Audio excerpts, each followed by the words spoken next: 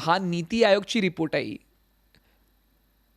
ते म्हटले की जेव्हा एका शाळेमध्ये पेंटेड वॉल्स असतात ना, 20 ते 30% अटेंडन्स वाढते. Right. So environment matters a lot.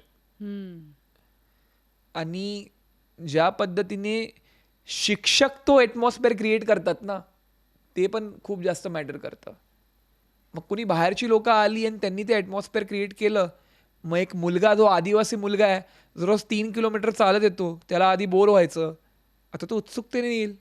बरोबर. कलरफुल शाळा आहे कारण की आता. मेंटल गॅप आम्हाला फील करायचा आहे. It's not about just physical infrastructure, it's mental infrastructure.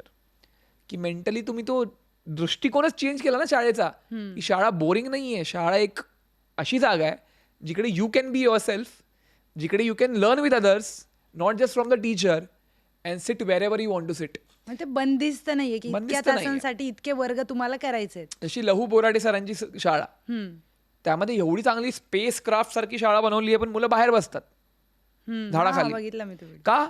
कारण त्यांना तिकडे कनेक्टेड वाटतं.